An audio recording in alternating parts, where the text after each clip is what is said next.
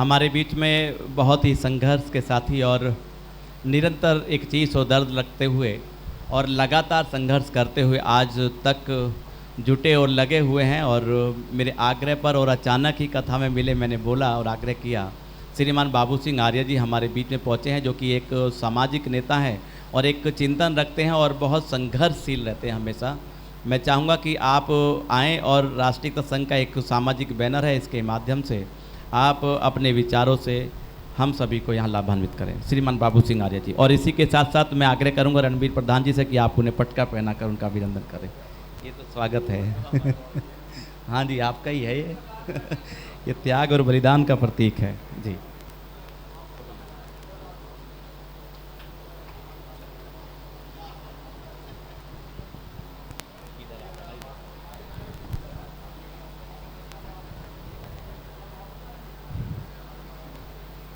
आज राष्ट्रीय एकता संघ के चिंतन शिविर में उपस्थित भारतीय वीर दल के राष्ट्रीय अध्यक्ष विजय सिंह कसाना जी और यहाँ मंच पर भारतीय वीर दल के तमाम नेता, समर्थक और समाज के बहुत बड़े समाज सेवी तमाम लोग मंच पर बैठे हैं और सबसे ज़्यादा लोग बागपत के हैं।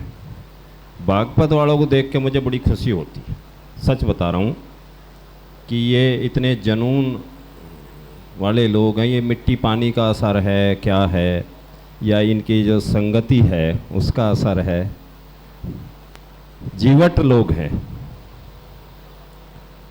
खैर, आज मैं तो यही था मैंने कि गोष्ठी है, मुझे पता नहीं था कि चिंतन शिविर है राष्ट्रीय संघ का। बहुत ही अजीब तरह के माहौल में देश फंसा हुआ है। आज जो शक्तियां इस देश को आज़ाद कराने वाली थी और जिन लोगों के लिए संविधान बना, लोकतंत्र बना और जिसकी शुरुआत बहुत दिन पहले हुई,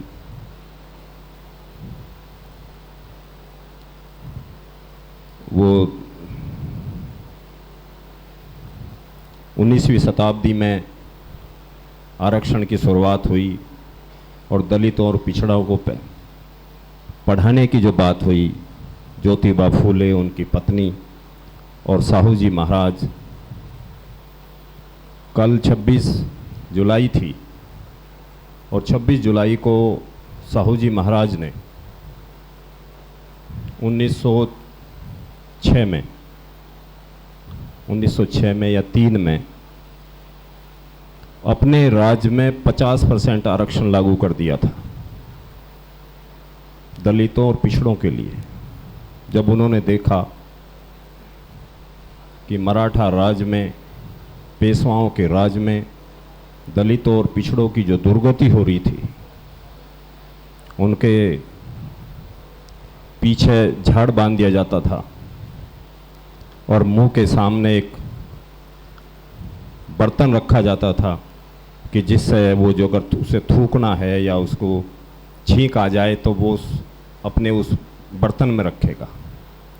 और पीछे झाड़ू इसलिए बांधी जाती थी कि जिससे दूसरे लोगों को पता चल जाए कि यहाँ से शूद्र गया है।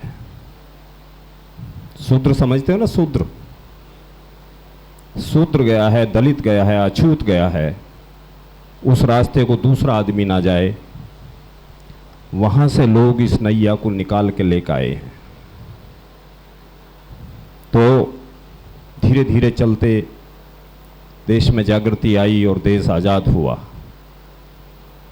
और आज़ादी के बाद डॉक्टर अंबेडकर, आज़ादी के बाद जब संविधान लागू हुआ और डॉक्टर अंबेडकर साहब ने पूरा जीवन और अपनी पूरी तपस्या इस बात के लिए लगा दी कि संविधान में दलितों और पिछड़ों के लिए अगर कोई विशेष व्यवस्था नहीं की गई तो जो दुर्गति अंग्रेज राज में हो रही है उससे भी ज़्यादा हो जाएगी।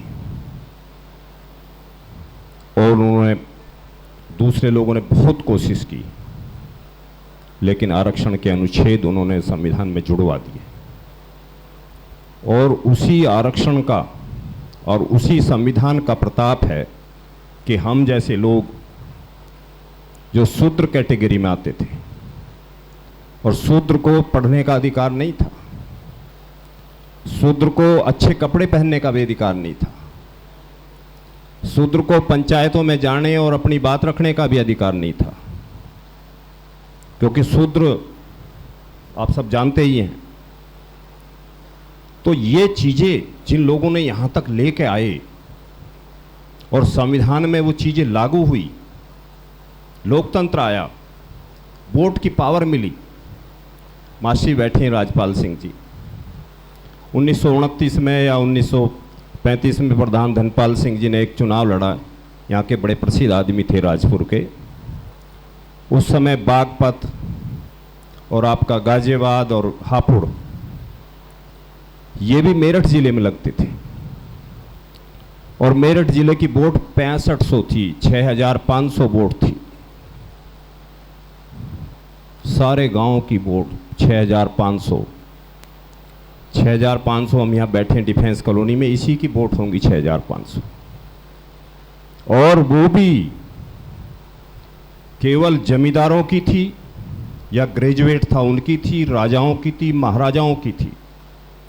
किसान और मजदूर गरीब की कोई वोट नहीं थी। ये वोट का अधिकार दिया डॉक्टर अंबेडकर साहब ने, संविधान ने। और उसी संविधान के बल पे आज हम लोग जितने भी आगे बढ़े हैं, जितनी भी ताकत मिली है, वो उसी संविधान के बल पे मिली। नौकरी मिली, नौकरियों का भी बेट में बड़ा दर्द होता है लोगों के। अभी एक शंकराचार्य कह रहे थे कि भाई ये तो पढ़ाने का काम तो पंडितों का था, ये जब से शूद्रों को मिला है, वैश्यों और क्षत्रियों को मिला है, क्योंकि मास्टर तो सारे वर्गों के लोग बन गए, जब से ये इनको शूद्रों को ये मास्टर पढ़ाने का अधिकार मिला है, तब से इस समाज में गड़बड़ आई है। जब से दलित और पिछड़े फौज में चले गए, ये शंकराचार्य जी कह रहे थे, वो शंकराचार्य जिनके चरणों में दलित और पिछड़ा बिछा रहता है, जिसको वो अपना भगवान मानता है, वो शंकराचार्य कहते हैं कि फौज में केवल राज ठाकुर लोगों को जाने का अधिकार था, क्षत्रियों को जाने का अधिकार था। इसमें दलित और पिछड़े चले गए तो फिर ये व्यवस्था ही खत्म होगी। और ये देश भी इसलिए गुलाम हुआ था कि इस देश में मुट्ठी भर लोगों के पास ताकत थी, पावर थी, वो ही शिक्षा में थे और वो ही सुरक्षा में थे, और वो ही लोग बिजनेस में थे, और बाकी ये 90% जो वर्ग था ये सब बेहाल था। मजदूर कहो, उसे कुछ भी कहो, वो किसी गिनती में नहीं थी। उसके पीछे झाड़ बनता था और मुंह के आगे हंडा लटकता था। वहाँ से लोग, हमारे महापुरुष, इस देश और समाज को निकाल के लाए। उनकी कुर्बानी है ये कि आज हम बढ़िया कपड़े पहनकर बढ़िया गाड़ियों में घूमते हैं, अच्छे मकानों में बैठे, ये देखो, कल्पना भी नहीं। तो ये उन महापुरुषों की तपस्या है। आज हम किधर चल रहे हैं? हमने उन्हीं के पैर पकड़ लिए।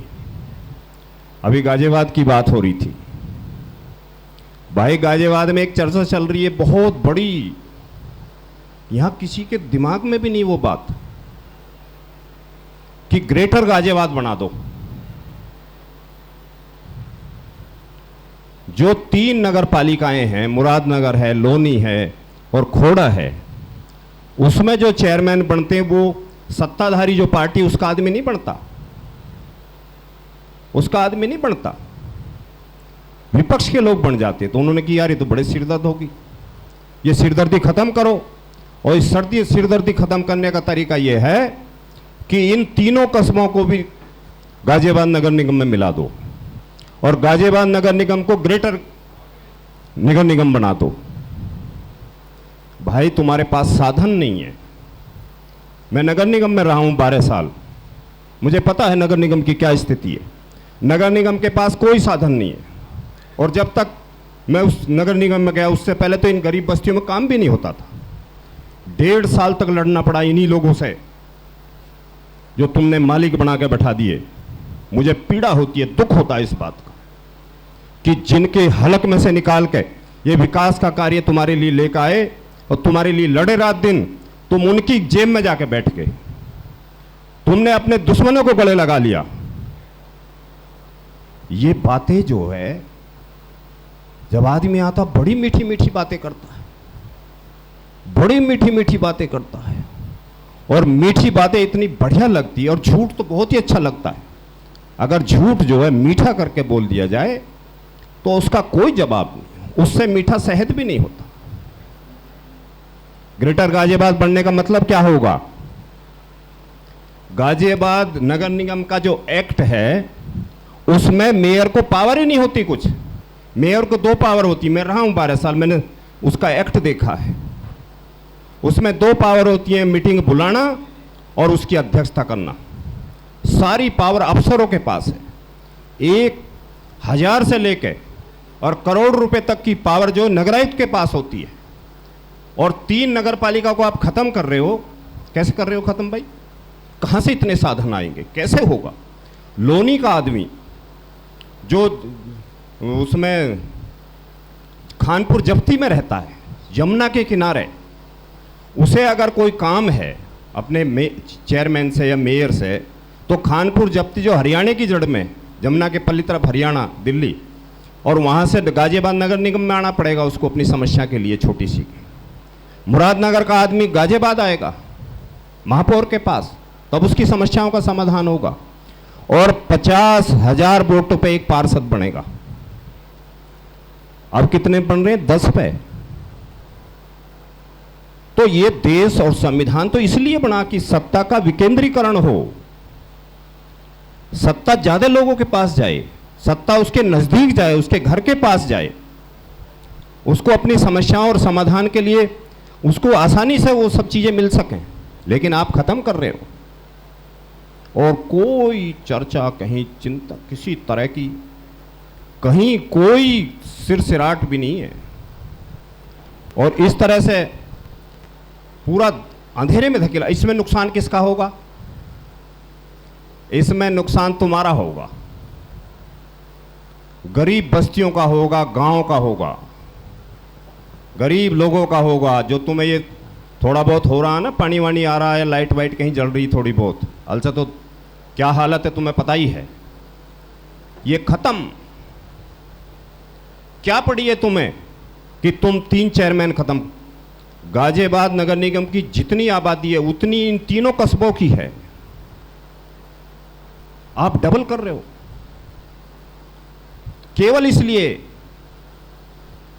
कि भैया अपने 2-4 आदमी बैठा दो यहां गाजियाबाद में, राज करो, सिरदर्दी खत्म, और जो बकवास करे उसका करो इलाज।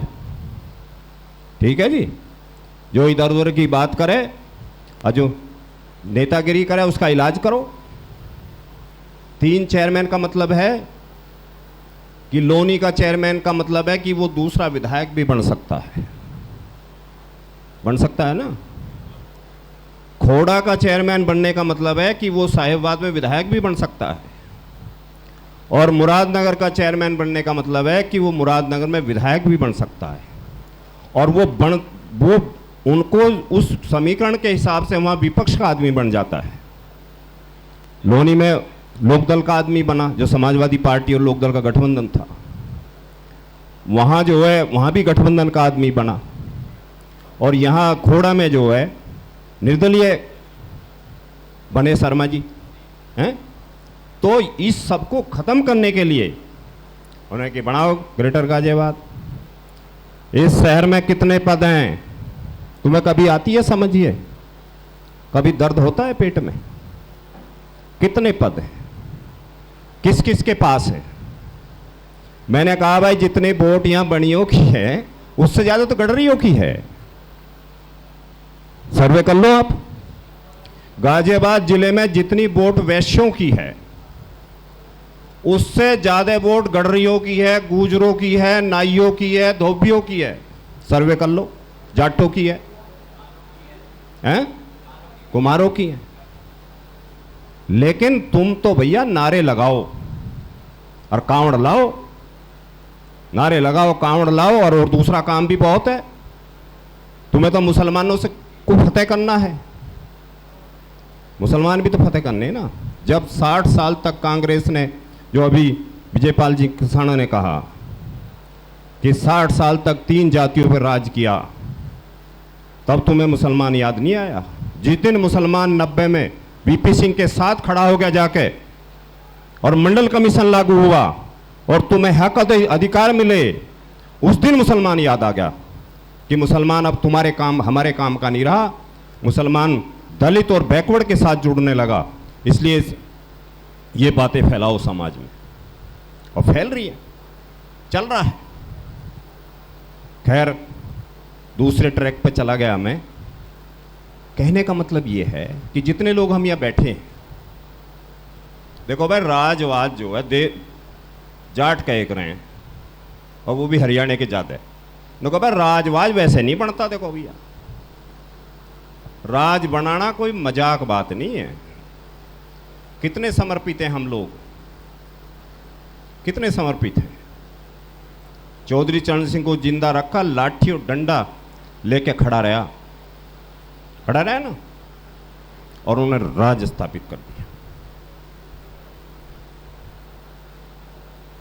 आज समाज में, मैंने मेरठ भी उस दिन कहा था, समाज में 3 विचारधाराएं चल रही हैं। कौन कौन सी? आरएसएस। एक विचारधारा आरएसएस है। आरएसएस क्या कहती है? आरएसएस कहती है कि जो बड़ा है वो बड़ा रहेगा, और जो छोटा है वो छोटा रहेगा।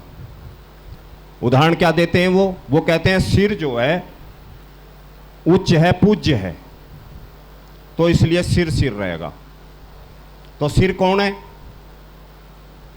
सिर कौन है? हाँ, सिर बुद्धिजीवी है, हैं?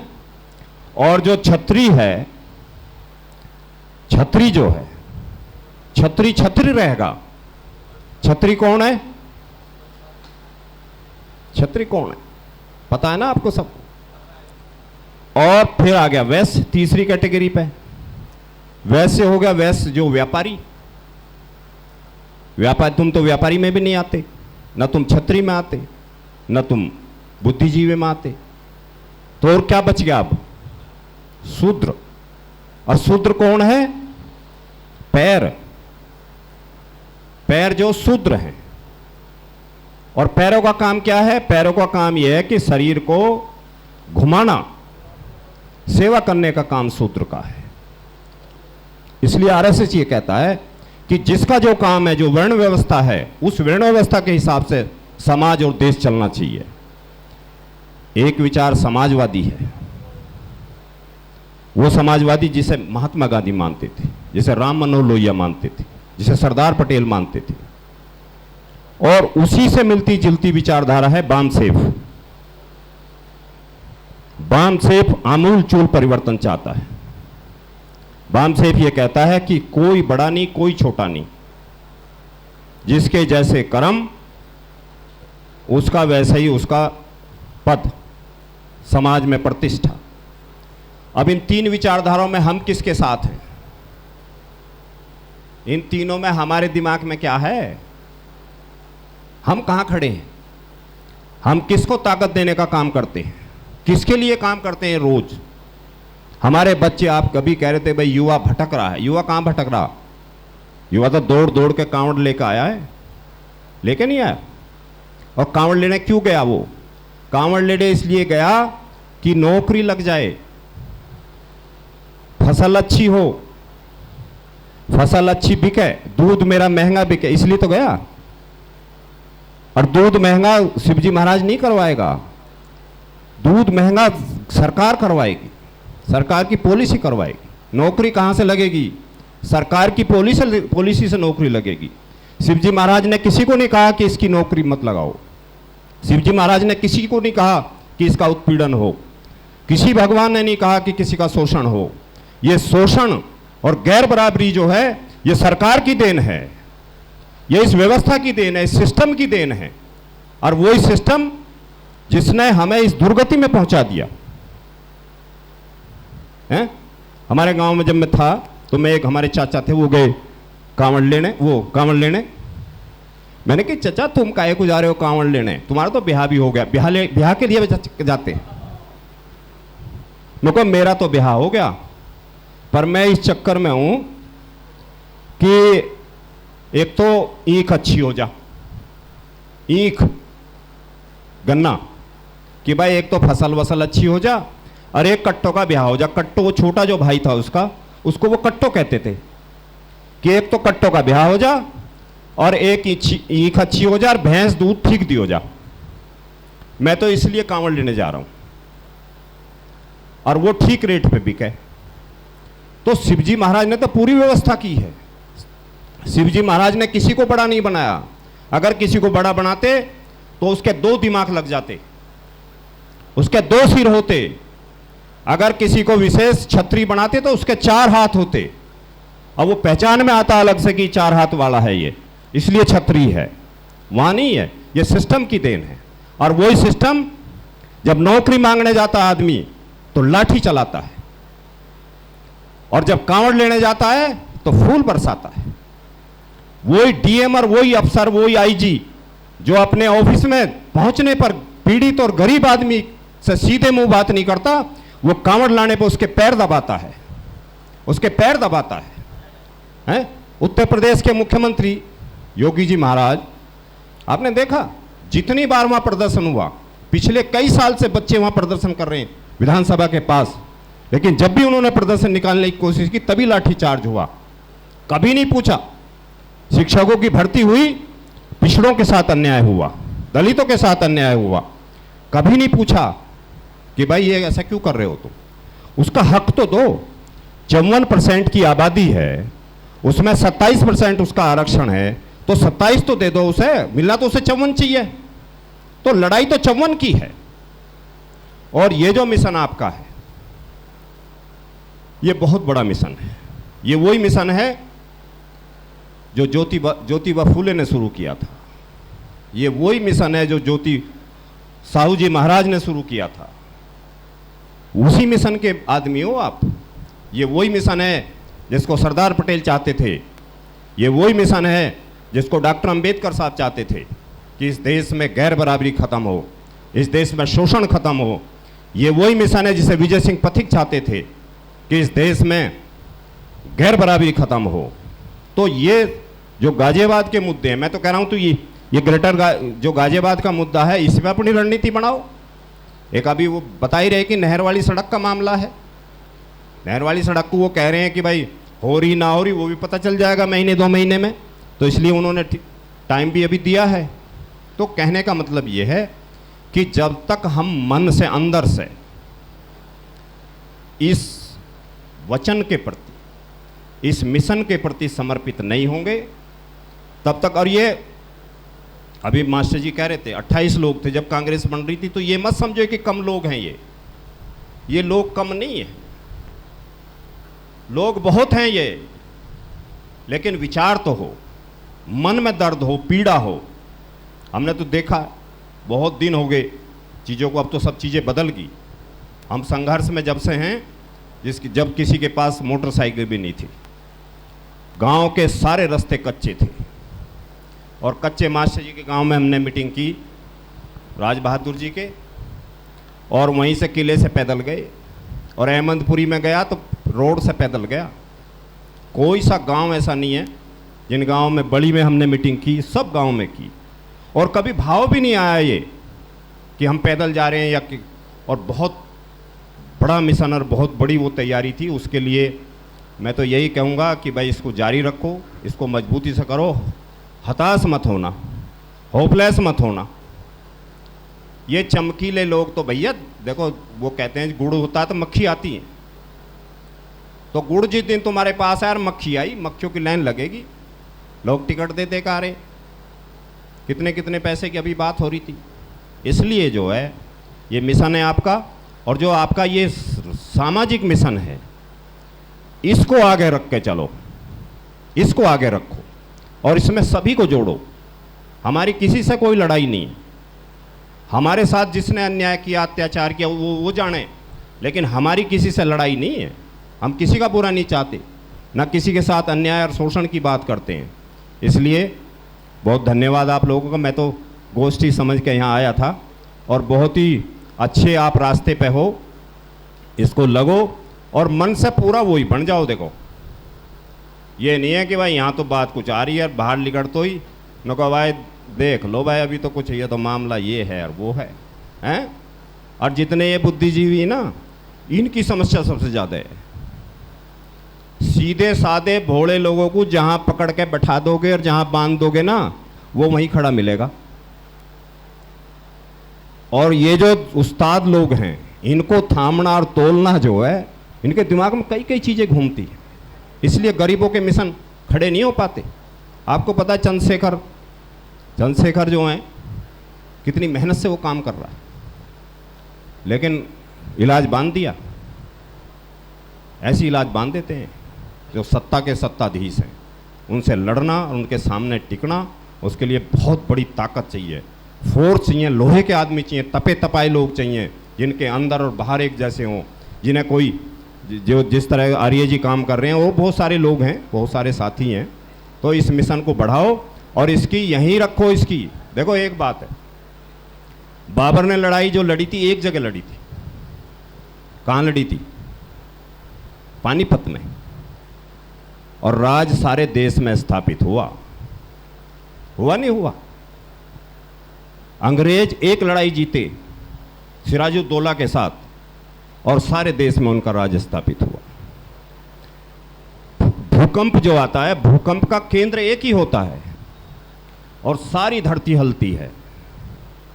इसलिए एक जगह चिन्हित करो, इसी को रखो ना, इसी को रखो। यहीं देखते हैं कौन आता है कौन देखता है। अभी जो भाई साहब कह रहे थे गोली का भी मामला, गोली पोली नहीं, गोली बोली तो जब तक है जब तक हमारे दिमाग में गोली है। जिस दिन आदमी आके, अन्ना हजारे किसने गोली मार दी? अन्ना हजारे साहब आके बैठ गए, किसी ने गोली मार दी? मार भाई गोली, हम बैठे हैं। तो ये चीज़ें हैं तो सही, लेकिन वो जब हैं जब आप छोटी लड़ाई के लिए आप लड़ रहे हो। अगर समाज और देश के लिए आप लड़ रहे हो और आपका मन बड़ा है और आप बड़ा काम करना चाहते हो, तो लोग साथ भी देंगे और ये मिशन आगे भी बढ़ेगा। यही बात कह के मैं अपनी वाणी को विराम देता हूँ। जय हिंद, जय भारत।